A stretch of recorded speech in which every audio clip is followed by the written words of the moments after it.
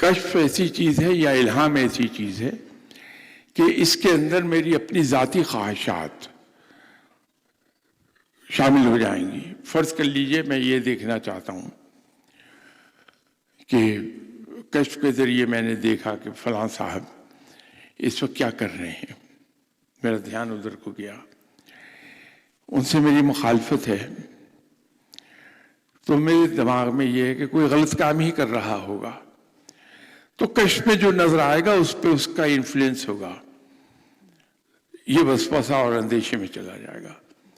تو جو ہمارے اپنے اندر کی اٹھتی ہوئی بری خواہشات، برے خیالات ہیں، شک ہے، حسد ہے، دشمنی ہے، وہ اس کے اندر جب شامل ہو کے کشف میں ہمارے سامنے آتی ہے، ہم دھوکہ کھاتے ہیں کہ یہ اللہ کی طرف سے ہے. اللہ کی طرف سے نہیں ہے، اس میں وہ ہمارے اندیشے. اس لیے فقر میں یہ کہا جاتا ہے بنیادی طور پہ کہ فقیر پہ لازم ہے کہ اس کا دل آئینے کی طرح صاف رہے. تو جب آئینے کی طرح دل صاف ہے، اس کے دل میں کسی کے بارے میں نہ کوئی برے خیالات ہیں، نہ کوئی حسد ہے، نہ کوئی برائی ہے،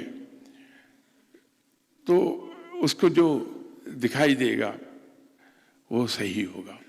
تو اس کو تھوڑا سا ڈفرینشیٹ کرنا پڑتا ہے علم کے ذریعے سے، کہ جو کچھ میں نے خواب میں دیکھا، الہام میں مجھے ہوا، یا میں نے کشف میں دیکھا، اس میں کہیں میرے اپنے خیالات تو شامل نہیں ہیں. یہ فرق ہے ندائے غیبی میں اور وسوسے میں. اس لیے میں نے اس کو مختصر الفاظ میں یہ کہا تھا کہ اندیشے اور وسوسے من جانب شیطان ہیں، اور جو کشف، الہام، رویا اور خیال ہے وہ من جانب اللہ ہے.